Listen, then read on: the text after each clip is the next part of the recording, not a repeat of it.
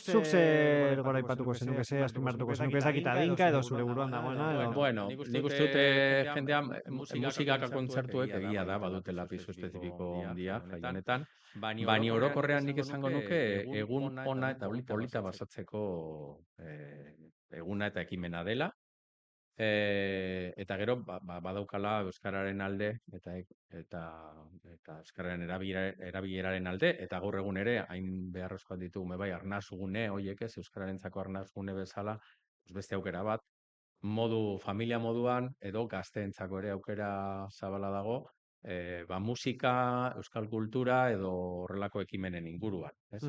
Orduan, nik uste kontzertuek hartzen dutela igual pisu horien eta gazte asko hurbiltzen dira, gazte eta nerabe asko hurbiltzen direla kontzertuetara. Baina nintzateke geratuko igual ekintza konkretu baten, baizik eta bueno, egun polita pasatzeko eta konpromisoa euskararekiko eta ikastrorekiko konpromisoa erakusteko aukera ederra dela. Beraz, jendeari, gomendio izango litzateke, ibilbide moduko bat badago, hirugun egongo dira, orduan paseoan, pasatzea leku guztietatik, ze gainera nik uste dut badela jaiaz gozatzeko modurik onena. Gunez gune, ekitaldiz ekitaldi, badaukago diktikoan eta sare sozialetan agertzen da gure egitaraua, ikustea zer duzun gustoko eta kriston eskaintza ederra dago, benetan egun polita pasatzeko, eta joateko dena da irekia, orduan leku batetik bestera ezagutzen ez duenarentzat, egoteko momentu honetan hemen, bestean, eta ere ezin dugu ahaztu bai janaria edo bazkaltzeko bertan aukera egongo dela, eta, bueno, nolabait egun osoa izateko, bai. Zein kontzertu egongo dira, nik ez ditut ez da begiratu, ez ni begiratu ditut umeen ekintzak, eta egia esan da, kontzertuak ez ditu dela begiratu. Ez azteko, badaukagu lehenengo gunean Belgorri, bertako taldea, EH Zukarra eta Akerbeltz. Akerbeltz lehenengo gunea izango da zea parkean, eta parkean amaiera emango zaio, orduan Akerbeltzek egingo du hor bertan erromeria. Erreforren egongo dira beste bigune, espazio oso zabala da, eta beste bigune egongo dira, eta bertan, badaukagu Ganibet, Nafarroa 1512 eta Batzon, bai? Eta beste gunean, Erreforren beste gunean, horre kontzerturik ez da egongo, eta hor bestelako ekintza batzuk egongo dira, Zumba, Jogurina Boroba, bai, Patxi eta konpainia, bai, hori da. Hirugarren gunea, Patxi eta konpainia, bai. Bai, dantzatu behar da. Horreguaren gunean... Bai, hori da. Ezin da ikusten izan. Orduan ikusten duzuenez oso anitza dabe bai, beraz, hurbiltzen den ororentzat nik uste topatuko duela gitarauan, nora jun, eta, bere zaletasunak eta bere gustua setzeko aukera. Eta bestela, bada aukera ona be bai, gauza berriak ezagutzeko eta disfrutatzeko. Aipatu duzu amaiera bat egongo dela parkean, baina badago hasiera bat ere. Ekitaldia, zein mezu zabaldu nahi duzu ekitaldia horretan? Bueno, mesua garrantzitsuena bada euskararen aldeko apustu argia egiten dugula eta lan egiteko eta konpromiso hartzeko. Euskara eta ez bakarrik euskararen erabileran aldeko apustu hori, ez? Ara euskaraz izena ere adierazten duen bezala. Eta gero gure proiektu orokorrean, ikastolen proiektua bizirik dagoela eta bizirik mantentzeko eta jarraitzeko indarra gogoa eta beharra ikusten dugu gure Euskal Herri honetan. Eta beraz, mesua norabide horretan, hau da, gure ustez ikastolen mugimendu eta ikastolok badugu zer esan eta badugu zer ekarpena egiteko aukera handia gure Euskal Herrian eta gure hezkuntza sisteman. Orduan, mesua badoa bi norabide horietan, ez? Batetik gure proiektuaren aldeko adierazpena eta aldarria. Eta gero beste aldetik nola ez, ikastolen sorreratik zutabea izan zen, eta zuzen ere arrazoietako bat sortzeko izan zen euskara eta euskarazko hezkuntza eredua eta euskarazko heziketa emateko aukera, hori bizirik mantentzen dela eta horren aldeko apustua egiten dugula, ez? Gaur egun gainera nik uste dut zentzu berezia daukala, pizkunde edo berpizkunde berri honi begira kokatzen bagara, ez? Birpentsatzeko edo orain arte eta onaino ekarri gaituen bideari begira hausnarketa egin eta hemendik aurrera nora goazen ere zentzorretan ikustute, bueno, gure ikastolen mugimendua eta gure ikastoletan ematen den hausnarketa eta ematen den gogoeta gune hori garrantzitsua dela, ez? Orduan, bueno, nik esango nuke hasierako ekitaldiko mezu horretan, bueno, hemen gaude, nondik gatoz, ez? Hemen gaude eta aurrera jarraitu nahi dugula, ez? Orduan, hori zabalduko da, bai. Eta ez da lehenengo aldia, Amurrion Arau-euskaraz antolatzen duzuela, zein oroitzapen goretzen dituzu beste edizio batzuei lotuta? Bueno, pues oroitzapena igual tristeena edo izango litzateke aurreko edizioa, ezin ospatu gabe geratu zen aurreko edizioa, ez? Darabagu zen gure leloa.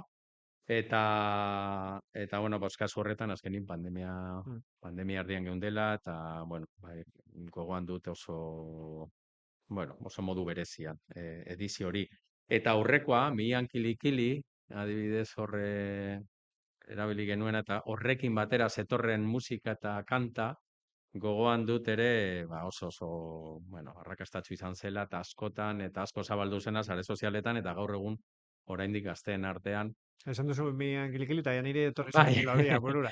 Eta bueno, batzuk gazte batzuk edo nerabe batzuk esate dute oraindik herriko jaietan goizaldeko ertaki zein ordutan hori martxan, jartzen dutenean DJ-ak kanta hori oraindik arrakasta handia daukala eta gazteen artean bueno, pues jendeari gustoko duela. Orduan, nik uste hori bebai arrakastatua. Aurreko edizio guztietan ere egindanean Amurrion, hombre, lehenengoa nik orain aldizkari egiteko bebai egon ginen argazkiak bilatzen eta orduan, eta jendeari galdezka, ez? Nolakoa zen nolako izan zen lehenengo edizio hori, eta edizio hori Arau-euskarazekoa 86an, gaina 40 urte beteko dira, aurten, Amurrion lehenengo Arau-euskaraz egin zenetik.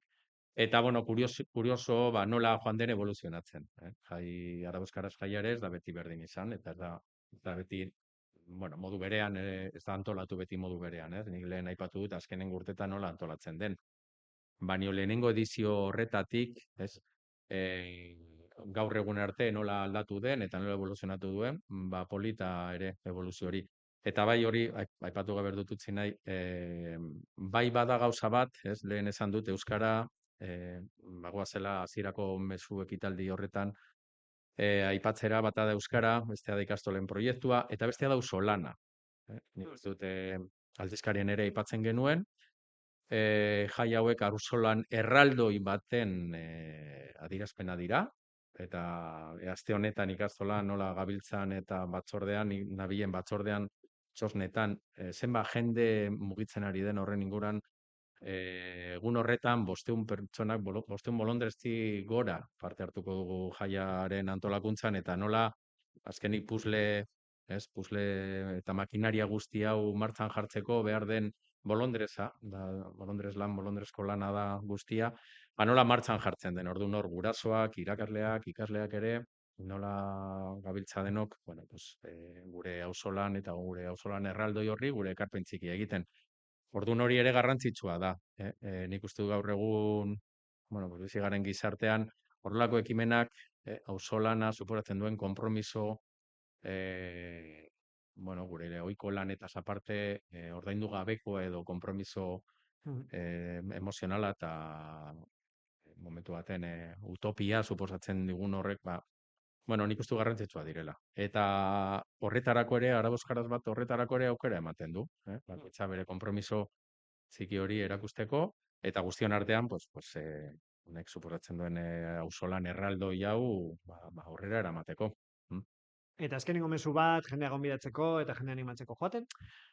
Bueno, eguraldi ederra izango dugula, bai, hori oso garrantzitsua da horrelako ekimenetan, dena aire librean izango delako, eta gero gonbidatu egun ederra horretan, ondo pasako dutenaren nolabete gogoa edo konpromisoa edo ziurtasuna, trasladatzea. Seguru hurbiltzen baldin badira ez direla damutuko eta egun ederra pasako dutela Amurrion igandean. Euskaltzale guztioi bidaltzen digu ere gonbidapena.